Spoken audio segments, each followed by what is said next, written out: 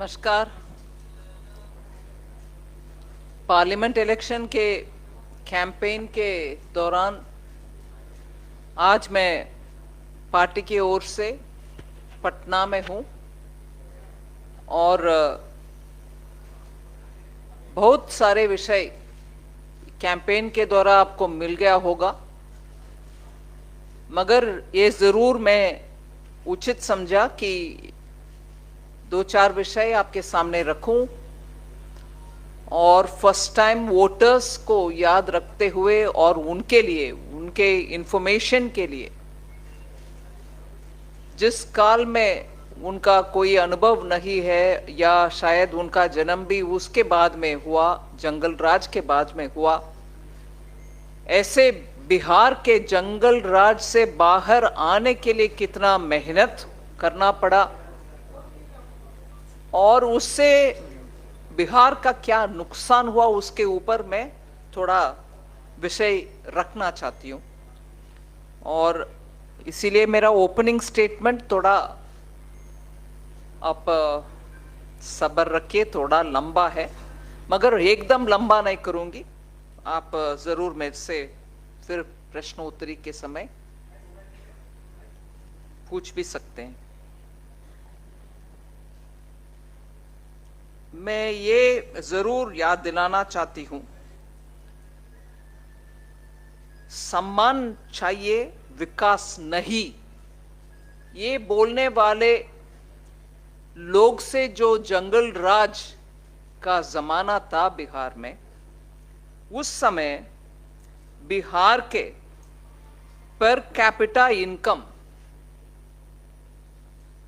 उड़ीसा से वो जंगल राज शुरू होने से पहले उड़ीसा से हायर था, बड़ा था। उड़ीसा उस समय पर कैपिटा जीडीपी 20,591 रुपीस था, 20,591। और उस समय 1991 के समय में बात कर रही, बिहार का 21,282 था।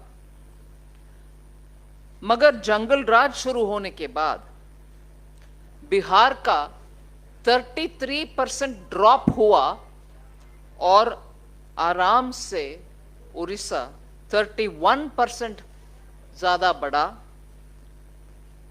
इसीलिए 2002 तक जब हम पहुंचे, बिहार का पर कैपिटा इनकम वो जो मैंने कहा 21,000 कुछ, उससे कम होकर के 14,209 तक पहुंचा। उस 10 साल जंगल राज के कारण पर कैपिटा, हर व्यक्ति का आमदनी जो मेजर होती है पर कैपिटा जीडीपी, वो 21,282 1991 में जो था, उससे कम होकर के 14,209 में पहुंचा। फिर पोस्ट 2002 के बाद में बिहार के per capita income average growth के अनुसार, एवरेज एनुअल ग्रोथ 5% के 5.6% के अनुसार वो 14,000 जहां गिरावट हुई 14,209 से उठ करके 37,000 तक पहुंचा 2019 तक। मेहनत के कारण और जंगल राज को मिटाने के बाद, थोड़ा कानून व्यवस्था ठीक होने के बाद ये था। मगर इसी 5% का ग्रोथ अगर वो कालखंड में, अगर 1980 से 91 से लेकर के 2002 तक वही 5% के अनुसार हम कैलकुलेट भी करें, बिहार का 2019 जहां हम मेहनत के बाद 37 तक पहुंचाया, अगर उस जंगल राज ना रहते, बिहार का पर कैपिटा 95,313 तक पहुंच गया होगा 2019। जंगल राज से जो नुकसान आता है, आम आदमी के आमदनी तक उसका असर पड़ता है। लॉ एंड ऑर्डर के द्वारा तो मर्डर, खून, हत्या, रेप ये सब होता, वो भी भयंकर है। मगर पर कैपिटा इनकम के विषय में आप जरा सोचेंगे, यही है अंतर।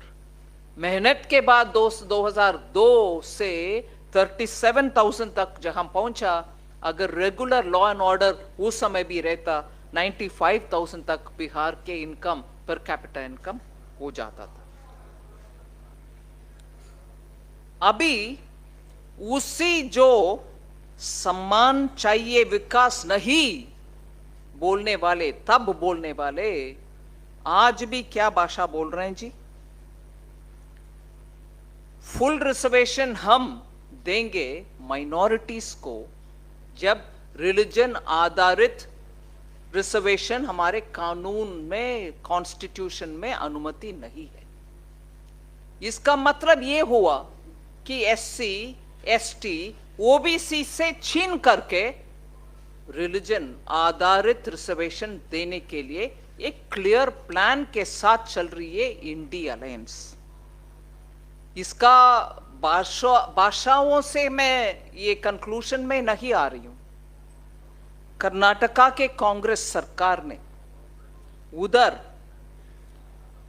हर वर्ग, मुस्लिम के हर वर्ग से सबको रिजर्वेशन दे करके ओबीसी का जो था रिजर्वेशन उससे छीन करके इनको दे दी। मतलब इसमें कटौती, उसको पूरे कवर। यही भाषा जो अभी बोला जा रहा है उसका मतलब यही होगा, और बिहार में भी यही होंगे। इसीलिए मैं बोलती हूं, सबका साथ, सबका विकास, सबका विश्वास और सबका प्रयास जो मंत्र है माननीय मोदी जी का, उससे बिहार में भी हर वर्ग, हर मजहब, हर कुल, सबको बिना भेदभाव सब मिला है। बिजली हो, पानी हो, सड़क हो, शौचालय हो, घर हो, मुफ्त अनाज हो, सबका सब हम देते आ रहे हैं। इसलिए जब माननीय प्रधानमंत्री जी बोलते हैं सबका साथ, सबका विकास, उसमें सम्मान भी है और विकास भी है। ये नहीं है कि हमें सम्मान चाहिए, विकास नहीं चाहिए। विकास जब नहीं चाहिए, आपका पर कैपिटा इनकम 14,000 के करीब ही 10 साल तक स्थगित रहा। उसका मेहनत करके बाहर ले आने के लिए 90,000 तक पहुंचने वाला बिहार स्थगित होकर के बैकवर्ड। अभी वो शब्द भी माननीय प्रधानमंत्री जी उपयोग नहीं करते, बोलते हैं एस्पिरेशनल डिस्ट्रिक्ट। और 114 भारत देश में, पूरे भारत देश में जब 114 बैकवर्ड एस्पिरेशनल डिस्ट्रिक्ट्स हैं, उसमें से जहां ईस्टर्न बोलते हैं हम, पूर्वी राज्यों जिसका हम इंजन बनाना चाहते हैं विकास के लिए, सिर्फ विकास में भागीदारी लेना नहीं है, विकास का इंजन ही बनाओ। आप विकास को खींचकर ऊपर लेके चलो, ऐसे स्थान दे रहे हैं हम ये पूर्व राज्यों के लिए। बिहार हो, झारखंड हो, बंगाल हो, उड़ीसा हो। यहां पहले मैं सम्मान के विषय में उदाहरण देती हूं आप सबके सामने। माननीय प्रधानमंत्री जी के एक्शन के द्वारा एनडीए सरकार पिछले 10 सालों में क्या क्या किया सम्मान के लिए। द्रौपदी मुर्मू जी, रामनाथ कोविंद जी, अब्दुल कलाम जी, जो वाजपेयी जी के समय ही सम्मान के एक अच्छा उदाहरण के सामने हम देख सकते हैं। मगर इन तीनों को कांग्रेस और उनके मित्र पक्ष अपोज किया है, विरोध किया, उनके सामने दूसरे कैंडिडेट को रखा है।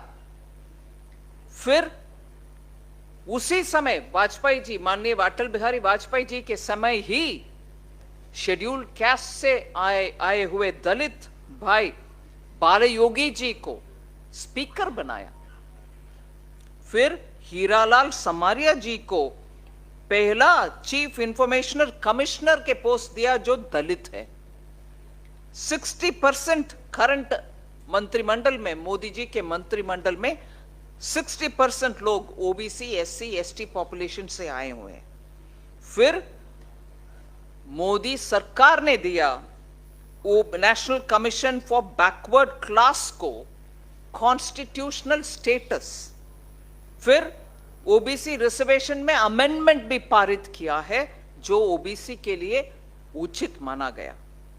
फिर जनधन, उज्ज्वला, आवास, जल जीवन, स्वच्छ भारत, ये सब गरीब और एकदम पिछड़ा हुआ वर्गों के लिए ही बनाया हुआ केंद्र सरकार के स्कीम्स है।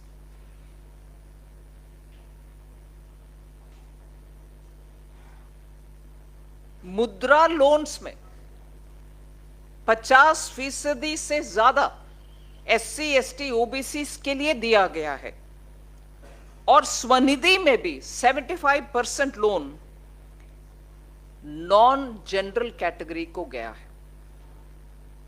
और उसमें ज्यादा बोल सकती हूं, मगर एक विषय ध्यान दिलाना चाहती हूं। बिहार में, सिर्फ बिहार में 1.16 लाख, मतलब 1.16 लाख स्ट्रीट वेंडर्स को, रेडी पटरी वालों को स्वनिधि योजना के तहत लोन दिया गया है।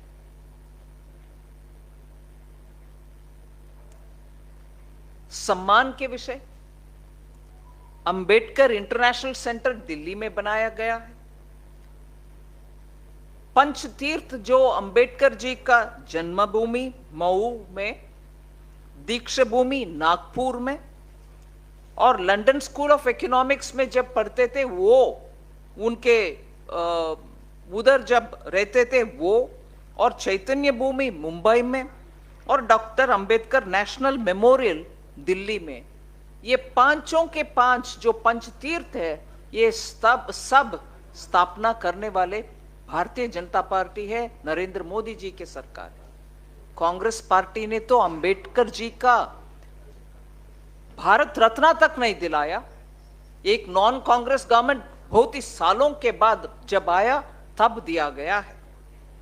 और रिजर्व बैंक के द्वारा 2015 में 125 इयर्स उनका, अंबेडकर जी का जन्म हुए सालगिरह 125 इयर्स जब हुआ, उस समय एक करेंसी नोट भी डॉक्टर बाला साहब अंबेडकर के मेमोरियल करेंसी नोट रिलीज हुआ है। और दिसंबर 6 तारीख को महापरिनिर्वाण दिवस के रूप में हम स्मरण करते हैं। बिहार में हूं, इसीलिए सम्मान के विषय जब मैं बात करती हूं, मैं याद दिलाना चाहती हूं, स्टैंड अप इंडिया स्कीम के द्वारा जहां छोटे छोटे गांव में, शहरों में एससी, एसटी, ओबीसी और एससी, एसटी और महिला के लिए स्टार्टअप लोगों को जहां लोन मिलता है, इधर स्टैंड अप के द्वारा एससी, एसटी के लिए, महिला के लिए स्पेशली एक स्कीम जो ले आए, जिससे इनोवेशन गांव में भी हो, छोटे शहरों में भी हो, उसके लिए जो स्टैंड अप स्कीम ले आए, वो बाबू जगजीवन राम, एक बड़ा सम्मानजनक नेता जो बिहार के हैं, उनके जन्मदिन के दिन वो लॉन्च हुआ है। ऐसे ही माननीय कर्पूरी ठाकुर जी को बैकवर्ड क्लास का उन्नतम लीडर, उनको भारत रत्न दिलवाना, और ये सब करते करते हम एक विषय, कांग्रेस के विषय भी याद दिलाना है।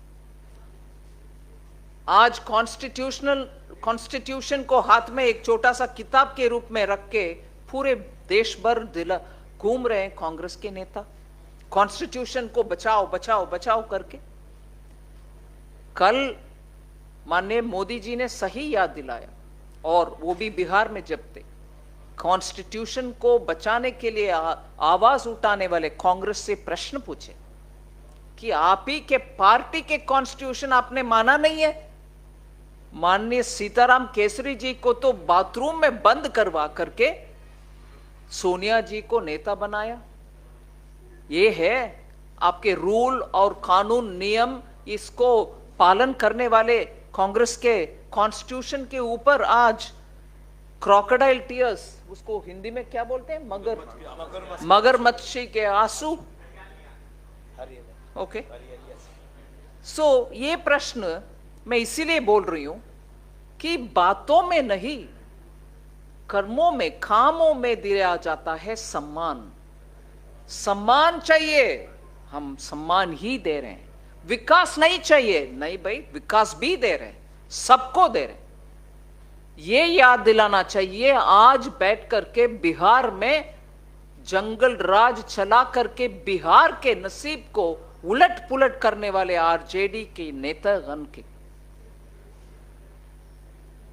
मैं एक और विषय बात करके छोड़ देती हूं, क्योंकि कितना घर मिला, कितना शौचालय मिला, कितने गरीबों को मुफ्त में अनाज मिल रहा है, वो उस विषय में आपको एक मैसेज देंगे या आपके हाथों में प्रिंट आउट देंगे। बिहार के इंडस्ट्रियल डेवलपमेंट में आगे क्यों नहीं बढ़ पा रहे? बढ़ाने के लिए अभी तो मेहनत खूब चल रही है, उदाहरण भी आपके सामने है। बरौनी अभी हाल ही में 9,000 करोड़ पैसा डाल करके उसको अभी पुनर्निर्माण करके उसको उद्घाटन दोबारा फर्टिलाइजर फैक्ट्री को माननीय प्रधानमंत्री जी ने किया। मगर बिहार में इंडस्ट्री अब तक नहीं क्यों आ रहा? क्यों नहीं आ रहा? मैं याद दिलाना चाहती हूं 1952 से लेकर 92-93 तक एक पॉलिसी, ऐसा पॉलिसी था जिसके कारण इधर से इंडस्ट्री बाहर चला गया, पलायन हुआ, लोग बाहर जा गए रोजगार के लिए। वो ऐसे क्या पॉलिसी था? फ्रेट इक्वलाइजेशन पॉलिसी, जो बिहार से इधर के खनिज पूरा, मिनरल वेल्थ पूरा, तब तो बिहार झारखंड एक ही था, खनिज पूरा इधर से निकाल करके जहां भी इंडस्ट्री हो वहां इधर कितने रेट में मिलता उसी रेट में उधर भी मिलने का पॉलिसी तय किया कांग्रेस वालों ने, नेहरू जी ने। ये आर्थिक छोटा सा हमारे घर चलाने के विषय में भी आपको समझ में आएगा। आप बगल वाले दुकान से कुछ लोगे तो आपको क्या रेट मिलता है, होलसेल में जाकर के जहां उत्पादन होते हैं या जहां बड़ा सा होलसेल है उधर से खरीदने में कितने के मिलता है। अगर होलसेल का रेट ही आपके घर के बगल वाले में मिलता है तो आप होलसेल में क्यों जाओगे? मंडी में मेन सोर्स जहां है वहां क्यों जाओगे? उसी रेट में मेरे मुंबई में, मेरे चेन्नई में, मेरे कुछ और शहर में इंडस्ट्री लगवाऊंगी, बिहार को लाभ हो नुकसान हो मुझे परवाह नहीं, चीज मिल जाता मुझे। ऐसा एकदम गंदा पॉलिसी था वो फ्रेट इक्वलाइजेशन पॉलिसी। सो बिहार से हर खनिज बाहर चला गया, सस्ते में चला गया, और उससे आपको जो रेवेन्यू मिलना था वो नहीं मिला। ये कब तक था जी? 1952 से लेकर के 1992 तक, और उस समय ये जंगल राज भी शुरू भी हो गया।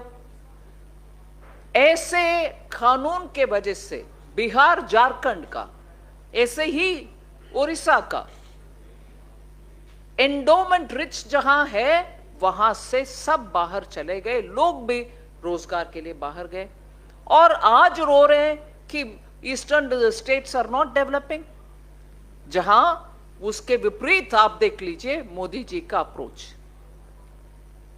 पब्लिक सेक्टर फर्टिलाइजर कंपनी को बंद करके उसको गैस मिलने में नुकसान पहुंचा करके, जब पब्लिक सेक्टर अंडरटेकिंग सफरिंग में था, उसको पुनर्निर्माण किया, गैस कनेक्शन दिलवाया, और उससे आज फर्टिलाइजर पूरे देश के लिए मिल रही है।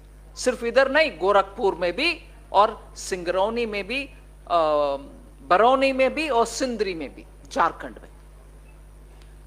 और आज हम बोल रहे हैं, स्पष्ट बोल रहे हैं, और मैंने वोट ऑन अकाउंट वाले बजट 1 फरवरी 2024 के दिन में भी पार्लियामेंट में बोले, हम 2047 को विकसित भारत को निर्माण करने के लिए सबका साथ सबका प्रयास के साथ जब जा रहे हैं, हम मानते हैं पूरे ईस्टर्न स्टेट्स को इस विकसित भारत के यात्रा में वही इंजन बनेंगे, उनके ताकत में आगे बढ़ेंगे हम। हमारी अप्रोच यही है। इसीलिए इससे ज्यादा ना बोलते हुए हाईलाइट करना चाहती हूं, लेफ्ट विंग एक्सट्रीमिज्म कंटेन हुआ है, 76% कम हुआ है 2010 से कंपेयर करते हुए आज तक। और मैंने ऑलरेडी बरौनी, सिंदरी और गोरखपुर के उदाहरण दे दिया। बिहार में बरौनी के लिए 9,500 करोड़ पैसा इन्वेस्टमेंट हुआ है सरकार से। फिर पूरे विषय है घर, शौचालय, ये सब, मैं उसमें टाइम नहीं लूंगी आपके प्रश्न उत्तर के। मैं याद दिलाना चाहती हूं, कहीं डेटा 1 मिनट में देख के बोलती हूं। 2015 में एक पैकेज बिहार के लिए भी अनाउंस हुआ, उसके तहत 1.25 लाख करोड़ का अनाउंसमेंट, बहुत बड़ा कमिटमेंट मोदी जी ने दिया 2015 में, मुझे बिल्कुल याद है। और इस पैकेज के अनुसार क्रिटिकल सेक्टर्स में including transport, education, health care के अनुसार बहुत सारे खर्च उठाने वाले का अनाउंसमेंट 2015 में जरूर हुआ है। इसीलिए ये बातें में हम बोल नहीं रहे। बरौनी में 9,500 का इन्वेस्टमेंट कहां से हुआ? फिर बिहार को जो रेगुलर असिस्टेंट मिलता है, 1 मिनट, बिहार को जो रेगुलर मिलता है, जो आर्थिक सहायता, विशेष पैकेज, स्पेशल पैकेज कह रही हैं, तो उससे इतर कितनी राशि थी? मैं 1 मिनट बोल रही हूं आपको। 2004 से लेके 14 तक कितना बिहार को मिला, और अब पिछले 10 साल में 2014 उस दौरान रेवेन्यू जनरेट कितना हुआ बिहार से, प्लीज ये भी बताइएगा। वही मैं बोल रही हूँ जी, अब सुनेंगे तो। जी जी हाँ, टैक्स डेवल्यूशन के द्वारा, टैक्स जो केंद्र सरकार से राज्य सरकार को फाइनेंस कमीशन के फॉर्मूला के तहत जो हर राज्य को जाता है, उसमें बिहार को कितना मिल रहा, मैं वो बात बोल रही हूं। 2004 से 14 2,04,134, मैं नंबर पढ़ रही हूं, 2,04,134 करोड़ 2004 से 14 तक। 14 से 24 तक जो प्रधानमंत्री मोदी जी का नेतृत्व के सरकार, वही 2,07,187 नंबर पढ़ रही हूं जी, 707,187 करोड़, 3.5 गुना बढ़ोतरी है। ये सिर्फ टैक्स का। अरे भैया 1 मिनट, एक आप सुनना चाहिए प्लीज, 1 मिनट, ठीक है।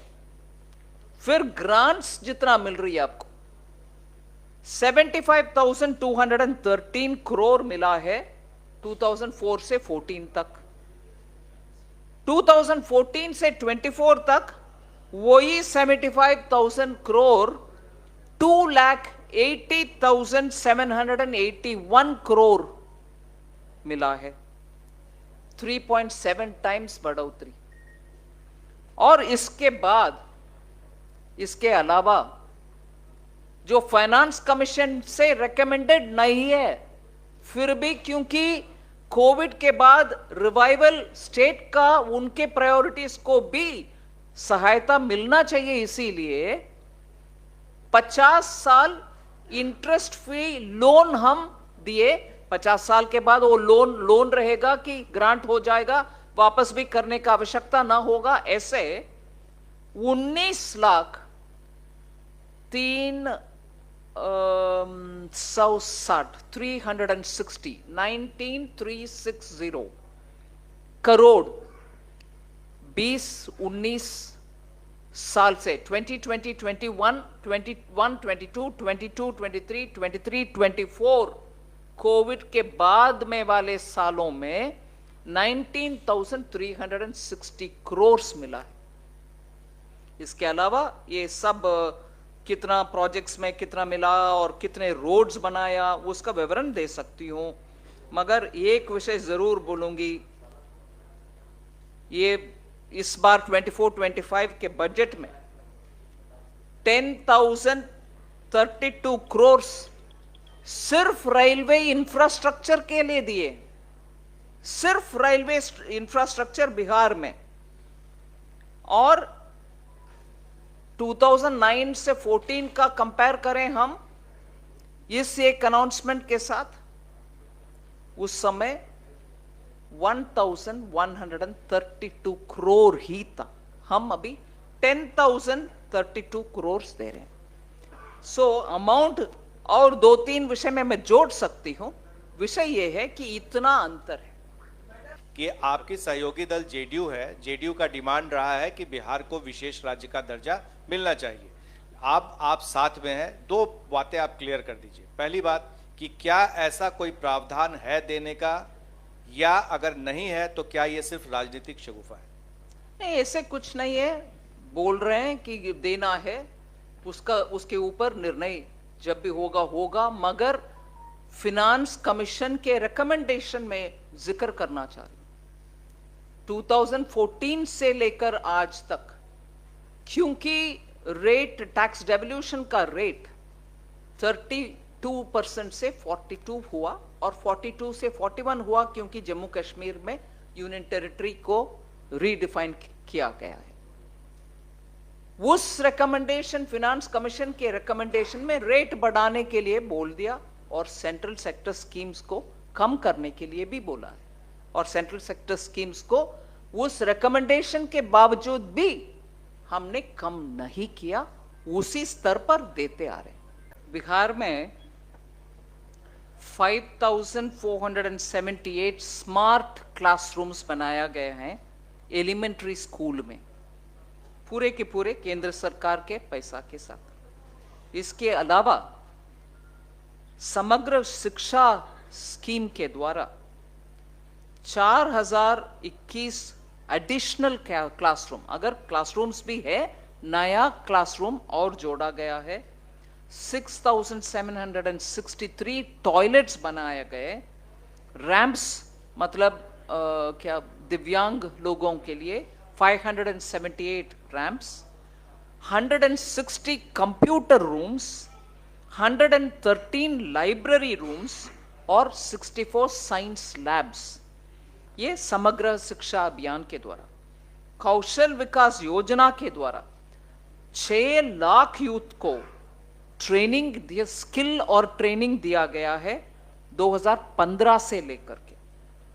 फिर आईआईटी बोध गया कैंपस, परमानेंट कैंपस का इनॉग्रेशन पीएम मोदी के द्वारा इनॉग्रेशन हुआ है, और एकेडमिक और रेसिडेंशियल कॉम्प्लेक्स भी आईआईटी पटना के लिए भी इसके दौरान फरवरी में इनॉग्रेट किया गया। सो सिर्फ एजुकेशन के विषय में मैं ये डेटा आपके सामने रखना चाहती हूं। आवास योजना के तहत रूरल और अर्बन दोनों, ग्रामीण और अर्बन दोनों मिक्स करके 40 लाख हाउसेस बिहार में दिए गए हैं पीएम आवास योजना के तहत, ठीक है। और उससे 1.3 करोड़ लोगों को घर में शौचालय भी बनाया गया है, ठीक है। बंद नहीं हुआ है, मगर मैं पता करना चाहिए कि बैंकों ने क्यों ऐसे बोल रहे हैं। मुझे पूरे विवरण मेरे हाथ में नहीं है, मैं उसके ऊपर कुछ इतना विस्तार से बोल नहीं सक रही। बहुत बहुत धन्यवाद, थैंक यू सो मच।